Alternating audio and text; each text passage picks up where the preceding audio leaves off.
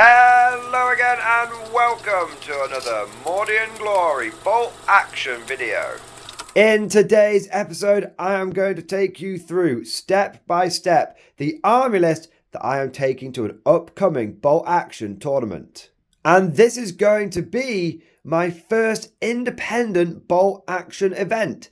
I've actually hosted and run a number of friendly narrative bolt action tournaments myself, but it's a lot different when you're a TO, often standing in as a buy, than you are going to a full-blown tournament. So this is going to be a really interesting and unique experience. Very much me dipping my toe into the murky world of competitive bolt action for the first time. With that in mind, and don't worry, we'll be getting into the list properly in a moment, but I just want to caveat this entire thing by saying this list very well may be one I'm taking to a tournament, but I would not describe it as a competitive one.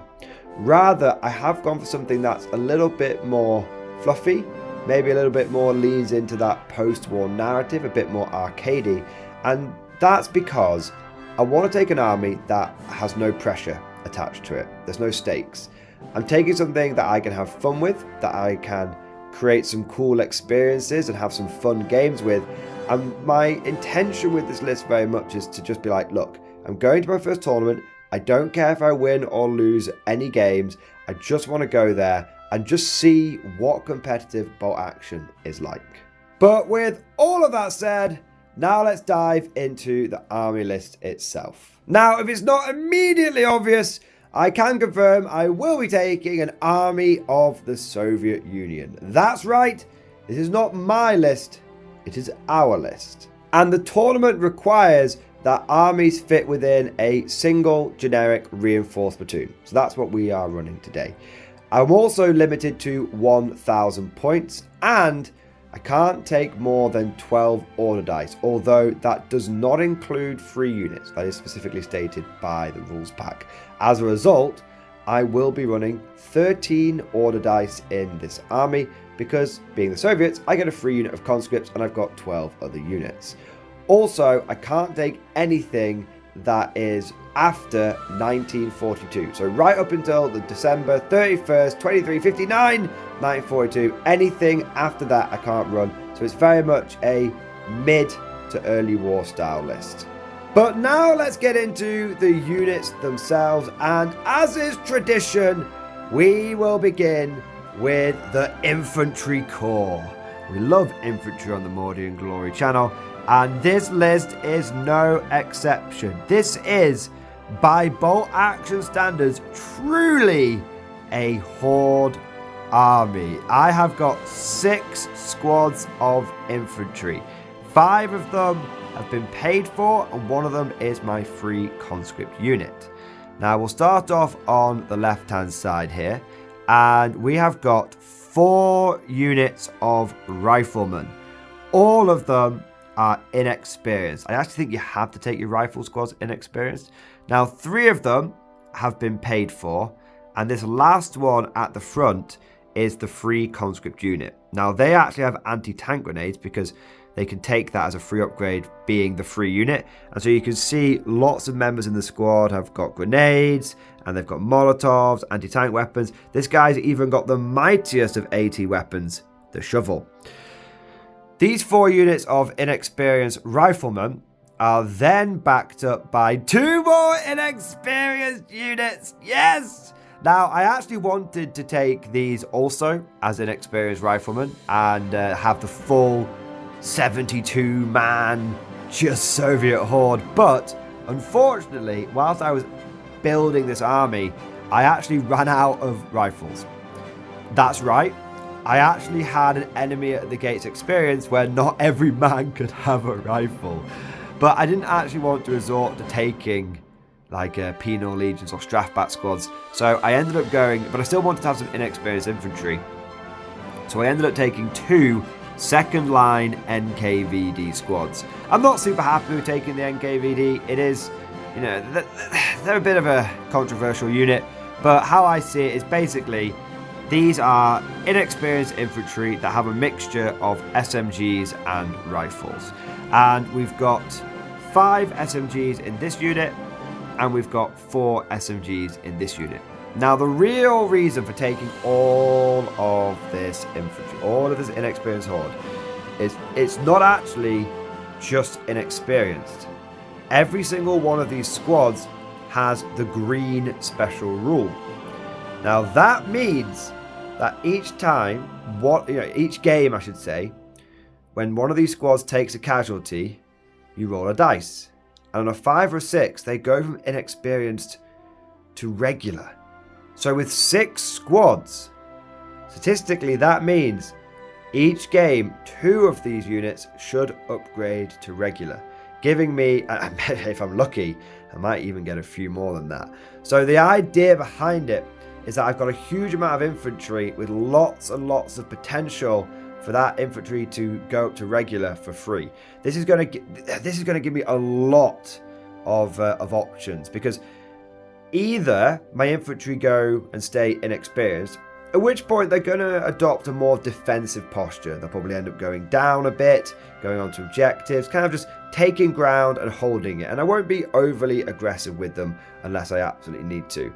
Or my infantry will start uprating to regular, at which point I can start getting a bit more juice out of them. I can start pushing them forward, being a bit cheeky, maybe pulling off a few bayonet charges.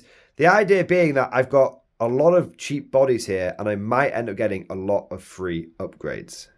However, Lady Luck is a fickle mistress, and as a result, we have taken out a couple of insurance policies to make sure that these guys do as we want them to. The first one is we have a Frontnik Commissar. This is like a regular Commissar, except for instead of being inexperienced, his veterancy actually is regular. And also, not only does he allow you to, execute a guy and re-roll the order test, but also he allows you to ignore the -1 to hit penalty for being inexperienced when you're near him. So even if my units don't uprate, even if they don't, I just don't get any of those 5 and 6s, I'll still have the Frontnik Commissar there to make sure that my infantry aren't shooting like total crap. And having this many bodies, and between the Frontnik and the green rule, having all of them start being able to hit just normally, that's a big deal. That actually holds a deceptive amount of anti-infantry firepower in here, because it's a lot of rifles and there's a lot of long range. Every single one of these guys has got a 24-inch range. I think when dug in the right position, this list will be surprisingly shooty. There'll be a hidden amount of DACA thanks to the green rule and the Frontnik Commissar.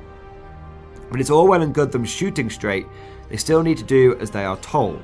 And so as a result, I have taken a senior lieutenant. I know, very controversial from a tournament bolt action perspective. Normally it is the inexperienced second lieutenant tax you chuck in your list, but in this case we have gone for the senior lieutenant. He's regular, so he's not too expensive. I think between him and his man they're about 85 points, but he is going to hand out a big old bubble of +2 leadership. So everyone that is nearby him is actually going to have the leadership of a veteran, double leadership 10. So when you think about this, you've got the Frontnik Commissar and you've got the senior lieutenant. Suddenly all of these guys, well, they're regular in all but name. The only difference is that they die on 3s. But because of that sort of fragility, I have been able to cram a lot of them into the list. Now that really covers the infantry and their support elements, the combinations that are going to work together to try and make this army sing. But no matter how much infantry you have, no matter how much support you have for it, it's all going to fall apart if you don't have some extra firepower, if you don't have some boom boom in your list. And this is where the third part of the army comes in. Starting us off, we have got a medium mortar. Now this is regular and we have taken a spotter with it as well. I never leave home without a medium mortar. I just think that they are a total auto-include unit. They provide HE, they provide indirect fire, and they're great at dealing with enemies that want to be stuck in and be defensive, and you can root them out from those ruins. Sure, you managed to in that hard cover, buddy. Doesn't matter when the medium mortar starts dialing in on you. We've also got the mighty KV-1. Yes, I know, heavy tanks, another controversial choice, but with the amount of infantry I've got available to screen for this bad boy, traditional enemies of the heavy tank, like the flamethrower that can panic it and just make it run off the board, that shouldn't be so much a problem anymore.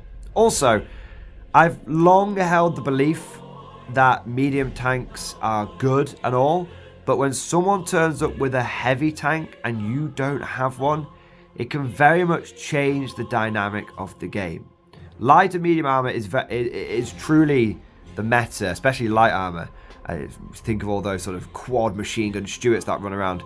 Very much the meta, but I've had a lot of success with heavy armor, both in the tournaments that I ran myself. I used to love running my Tiger tank, and also in my casual game. So I'm kind of going to see if that theory can hold its own out in the wild. The KV-1, this is actually a KV-1S, so it is the lighter armored variant. They had these they stopped producing them in 1943, but they had them prior to that, so they are a valid unit for the tournament.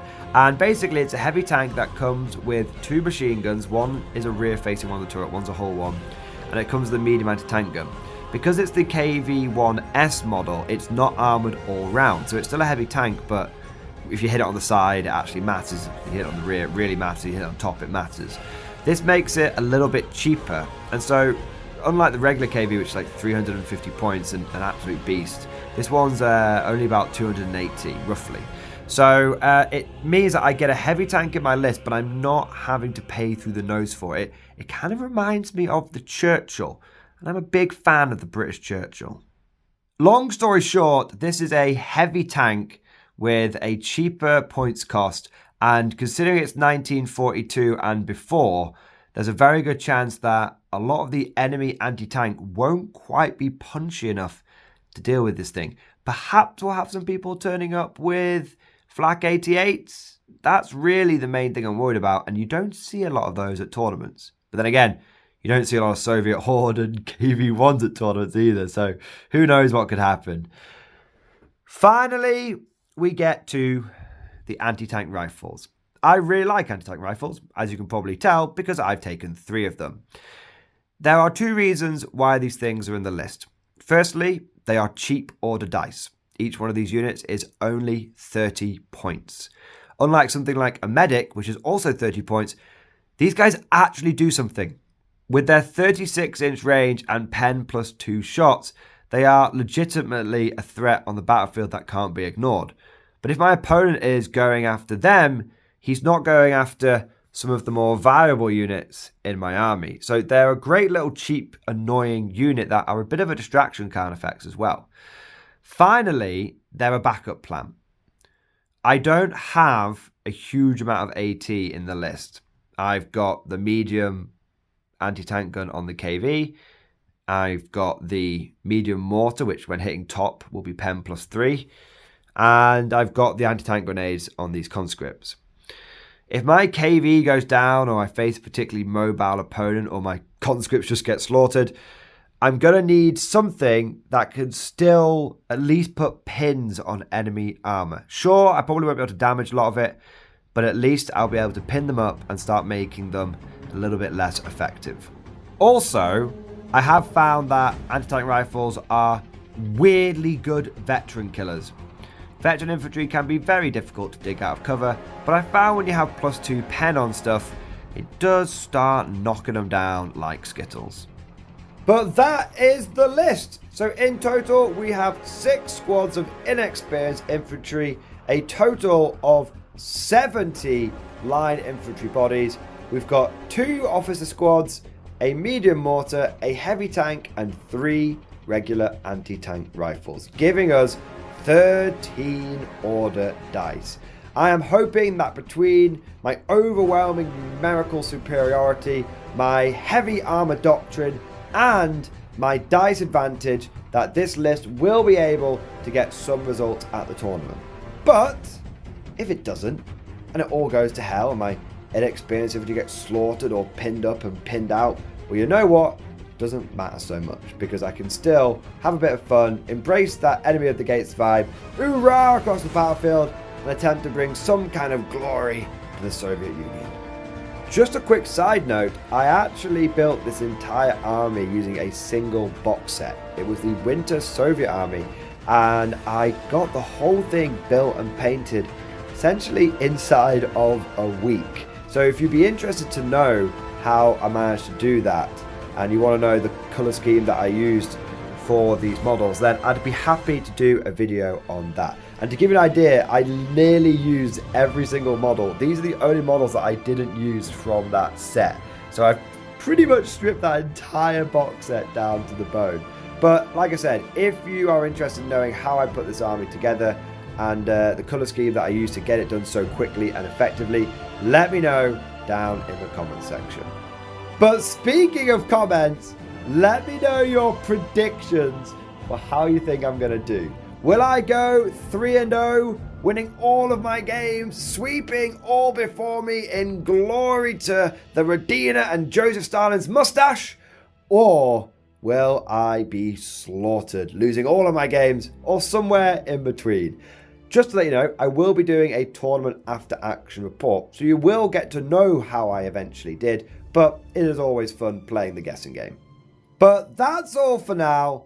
Thank you for watching. I hope you enjoyed this video. If you did, don't forget to smash that like button and also subscribe to never miss an episode. Would you like to know more? If so, then please consider becoming a channel member or patron. By supporting the channel, not only will you be doing your part, but you'll also be helping me create more content for your viewing pleasure and unlocking a whole host of perks. You get everything from a badge next to your name, custom emojis, but the big one is access to the Mordian Glory Discord server, an online community with almost 2,500 active members. It's always popping off in the MG Discord. We've got channels for army lists, hobbying, tactics, stories, and even a pretty spicy meme section as well. For all you greenhorns that wanted to see the Mordian Glory Hole, today is your lucky day.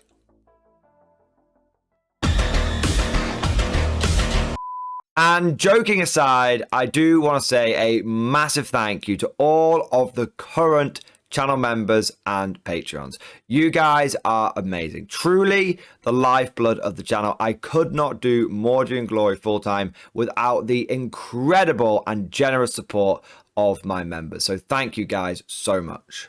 And last, but certainly not least, I want to say a personal thank you to all of my top tier Patreons. These are the War Masters, the people who have truly gone above and beyond the Call of Duty.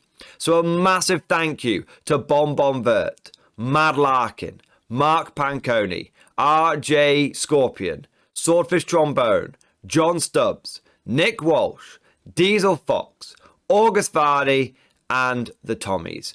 Thank you guys. Your incredible support makes a huge difference, and it is a big part of how I'm able to do Mordian Glory full time. But that's all for now. Thank you for watching, and of course, as always, I'll see you guys next time.